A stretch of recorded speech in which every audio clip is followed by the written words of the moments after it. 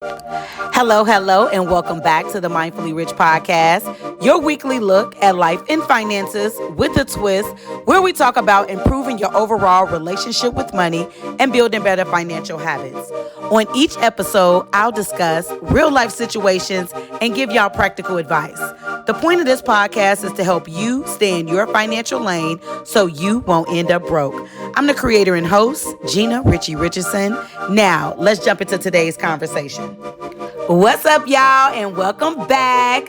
Y'all already know that I'm a gratitude person, so gotta start the episode off thanking y'all. Thank you. Y'all was really listening, okay? Y'all must be excited that your girl is back, okay? Appreciate that. And so for all of y'all that's listening, stay a little while you're here. Make sure you listen and make sure you share. For those of y'all that are new, you don't know this, but y'all my marketing team, okay? This is a one-woman show over here. So y'all make sure you spread this episode far and wide, okay? Tell a friend to tell a friend. Get in your circles. Let them know. Y'all listening to the Mindfully Rich podcast. What's up, okay? Share it on your social medias. Do all of the things, okay? And then what you gonna do? Next week you come on back so you can listen again, okay? That's the cycle. That's what we do over here, okay? And so, once again, real talk, without y'all listening, I wouldn't have an audience. And y'all are such a supportive audience. I've gotten a lot of praise from lots of people just saying that they were thankful that the podcast is back. Hearing the episodes just, takes them back. I mean, all of the things. It just gave me all the warm and fuzzies. And so thank you to all of y'all who have been reaching out. And so please know that I see all of the things. Don't forget to write a review. If you love the podcast, make sure you write a review to let everybody else know that you love it. So whatever platform you're listening on, you can go ahead and write a review on that particular platform, okay? All right, y'all. It is National Financial Capacities Month. I'm sorry, I said capacities. I ain't doing this over. It's National Financial Capabilities Month, okay? The reason why I'm stumbling over it is because for 20 years, it's been National Financial Literacy Month. And so that word literacy makes some people feel a certain type of way. And so it changed to National Financial Capabilities Month. And so basically just equipping people with the awareness of finances, educating them on all of the things financial, giving resources, things of that sort. That's what this month is intended to do. Even though we talk about money and finance all the time, okay? We don't need a month to do it, okay? But I decided for this month, I wanted to kind of dive into some topics that aren't normally highlighted in your normal, let's say, quote unquote, National Financial Capabilities Month type of talk, okay? You used to your budget, your spending money, credit. Like, we're going to get into some of those things, but I'm going to talk about it in a different way. So I'm excited to jump into today's episode. And so let's go ahead and move on into our Mindful Money moment. And so for those of y'all that are new, I started this podcast with a music title inspiration. So what I would do, because I love music, I would take a title of a song and use that as the topic point for what we talk about. So I don't have one for this week. It's cool though. The title itself sells the episode, okay? So the question that I am posing to y'all for our topic today is the check engine light on in your finances? Okay. I told y'all, right? Okay, all of y'all gags. Y'all was like, right? I know it's juicy. And so what made me think of this was because I had a whole different episode planned, but I was like, nope, forget all that. I'm like the pastors when they got a whole sermon ready, but something in the room felt different, okay? There was a different energy and the Holy Spirit moved, okay? That's what happened with me, okay? So Sunday, I was coming home from church and my check engine light came on and I was like, what are you doing? Why are you on? Okay. And so some backstory, my car is a 2016 and I've had her for a minute. Okay. And this is the longest car that I've kept. Because I normally would switch cars like every 2 to 3 years. Okay. But this one I loved. I don't know what it is. My Impala is my baby, okay? I never named her, but she's a she. But she a roughneck she, okay? Like, she a me, okay? She also from Chicago, too, okay? And so we be riding. We be riding, okay? And she didn't been with me for a long time and then been through all of my financial and my life transitions, heartaches, pains, all of the things, okay? And she still look good, okay? And so I had to know that I have an almost 8-year-old car that something was going to start happening just because with cars you have maintenance needs that are going to come up with your cars. And so when the check engine light came on, I was like, dang. And so I immediately took it over to AutoZone just because I don't play with check engine lights, okay? This thing got to take me from point A to point B. I don't play around with that. Okay, that ain't what we doing over here. That ain't how we get down. So I make sure that all of those needs, if a light pop up, I don't care if it's a light. Okay, we need to go get it checked. We need to figure it out. All right, and so I went and got a diagnosis from AutoZone. And I found out what it was. So this is Sunday, not too many repair shops. Like, hell, I don't think it's a lot of anything open on Sundays for repairs. So I waited until this morning. And so early this morning, 7 o'clock, I go ahead and get with Chevy. Okay. And side note, I'm one of those people that always goes to the dealership. I don't know what it is because I bought my car brand new. I started off with the dealership. I'm just continuing to go to the dealership because I ain't never had no problems. Now, let me tell you what happened when I veered off from the dealership. And people was like, ooh, go to like a regular repair shop, blah, blah, blah. Let me tell you what happened when I did that. I had an issue. It was supposed to be a small issue, right? It was a $250 issue, okay? And so what happened was when that happened, I took the car there. And I don't know what it was, but everything went wrong after that. I was like, wait a minute. The thing that needed to be fixed wasn't fixed because the check engine light had came on for that as well. And I'm trying to remember, I'm trying to make sure I got my words right. The check engine light ended up coming on again. I took it back to be diagnosed, and the same problem that they said that they had fixed wasn't fixed. So then when I took it back for them to look at it again, which is wasting my time. I am a person. You listen to this podcast long enough. I do not like my time wasted, okay? My time is money, all right? And so the same issue was popping up. They checked it and they said, oh, the part that we put on there was faulty. How you put a faulty part on there when you told me you charged me for a brand new part? Okay, so what is all that about? All right, and so making me go days without my car, it was just like a lot. And so when I go to the dealership, I don't have to worry about all that. It's gonna be more. Yes, I get that. But I pay for convenience. I'm a person that pays for convenience. Unless y'all got a repair shop and they on point, send them to me. But right now, I ain't been able to find one. And so because of that, dealership we go. All right, and so took it to the dealership. Let it be to get. I already got the diagnosis, but they still got to check it, as they say. I think that's just another way to charge me some more money. But anyways, I was like, I just need it repaired.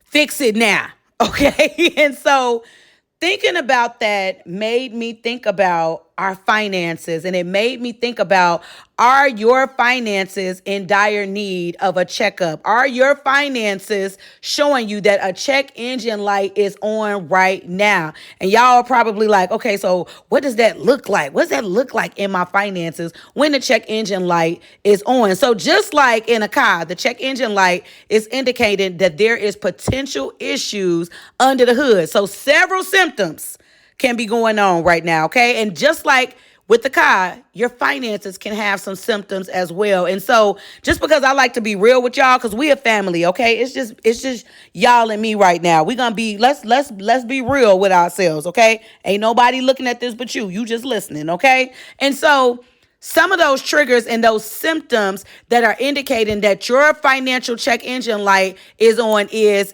if you're living paycheck to paycheck.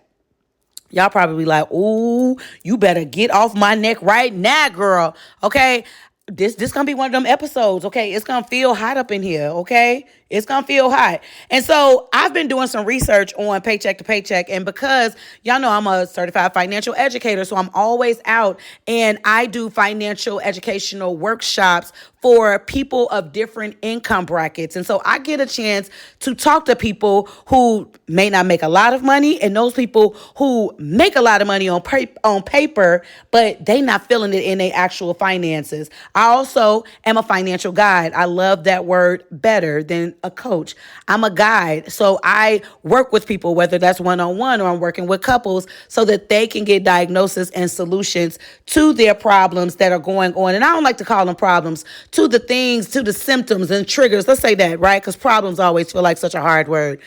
To the issues that are going on in their finances. And so I can be a guide in that aspect. And so living paycheck to paycheck, there's more to this, just because life is expensive. And a lot of people, they're not going to admit that to you. They're not going to tell you that they live in paycheck to paycheck. We all got different lifestyles that we have to fund. And so I saw a recent study that showed that there are more people who are making over $100,000 who are living paycheck to paycheck. I don't have the percentage at this point. I was going to make something up and y'all probably would have believed it, but because I'm such a fact person, I'm not going to say it, but I believe the percentage was somewhere between 20 and 40%. That's a lot of people. And I know under 100%, that percentage was up. So those people who are making under 100%, I believe that percentage was somewhere, but it was over 50, but under 70. So that's still a lot of people who are living paycheck to paycheck. All right. And this comes from life can happen. If you listen to the last episode, talked about different financial seasons, going from transitional all the way up to your harvest season. That transitional season, child, that's something, okay? Something that happened in your life, okay? Job loss, some loss of some sort, whether that's people, job, career, whatever it is, right? I get it. Whatever the situation is, if you're living paycheck to paycheck and you're in it for whatever reason, that is a trigger, and that is a symptom that your financial check engine light is on. All right, so another trigger is, are you taking on more credit card debt? Now, this can be debt in general, okay, because you could be going out getting personal loans, but are you taking on more credit card debt? And so something that happens when you're living paycheck to paycheck, you normally don't have enough money to pay for your normal living and your lifestyle. And so lots of people, they start using their credit cards to supplement their everyday expenses, their everyday debts. And so that's when you start robbing Peter to pay Paul, because you actually robbing yourself. And so if this is touching a nerve and if this is feeling like you, okay, this is a symptom that your check engine light is on. All right. So the next one is your checking account starting to be overdrawn more often? Y'all know what I'm talking about. I didn't been there before. I ain't been there in a while, but I was there before, okay? So I know living paycheck to paycheck, money looking funny, everything not right, and you start being overdrawn. You start needing extra monies to pay for those bills that are coming out of your account because you don't have the money in there. You wait until your next paycheck. You waiting for some more dollars to hit the account before you can pay, but you're taking your account, overdrawing it essentially so that you can get the things that you need to get paid for. Now, while you're going overdrawn, you're getting all these fees in addition to the overdrawn that you're having. And so let me just tell you this. There is no judgment here. We are here to talk about it so we can get to what are those solutions. All right. But if you are noticing that you're overdrawing your checking account a little bit more, that's giving you a sign that your check engine light is on. All right. Next, is your credit score going down now? All right. Credit scores, they start to go down when we start to accumulate more debt on our credit cards. So when we start keeping balances on our credit cards and those balances, they get up there, that means that score is now going to start dropping because you're keeping more debt on those actual cards. Or are you not paying your debts on time? Because the debts that are listed on your credit report, your credit cards, personal loans, student loans, mortgages, auto loans, all of the things that you get, I think there's some of those like affirms, and some of those things are listed on your credit report as well. Whatever is a bill that is listed on your credit report, if you're not paying it, it is now being listed as 30, 60, 90, 120, or 150 days past due. Are you at a point where your score is going down because of one of those things are happening? And if you are, then that means your check engine light is on. All right. Another symptom, Are you unable to save for your retirement? Like you want to start saving for your future, but you feel like you need every single penny from your paycheck right now. I need every penny right now. You feel that you don't have no room so that you're even able to save for your retirement, or you feel that there is no room for you to save, period. You're unable to pay yourself first. If you're not, then your check engine light is on. If stress and anxiety is building up, those levels are extra high, and you know it's because of your financial situation, your check engine light is on. And lastly, if you are avoiding collection calls, if you are avoiding going to get the mail because you get in something in the mail that's showing that you passed due, you don't want the people to find you. You just like, oh my God, this is so overwhelming. I can't do this. If you are in that situation, your check engine light is on in your finances.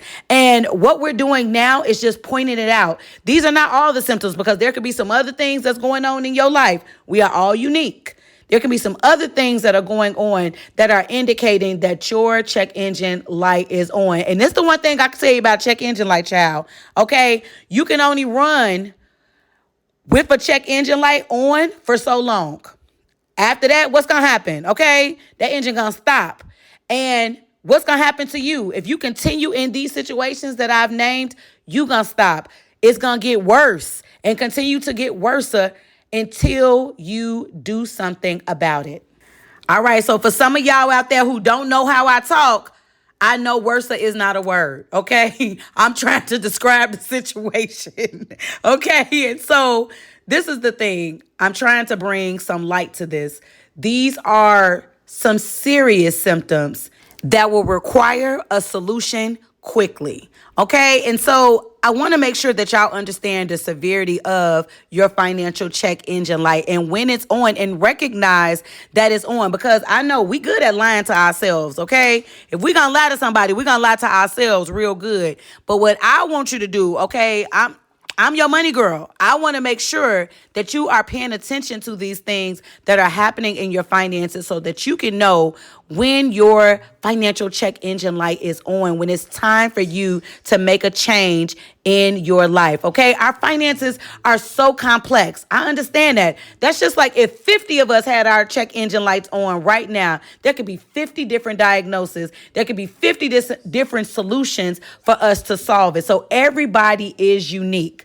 All right, so I want you to know that what somebody else does for their check engine light may not be the same solution for you in your life. We're going to get into some solutions on the next episode. Okay, this is to bring y'all back.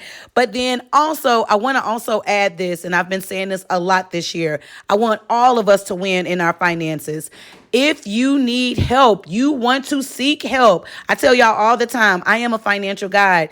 I have been in this financial world for the last 17 years.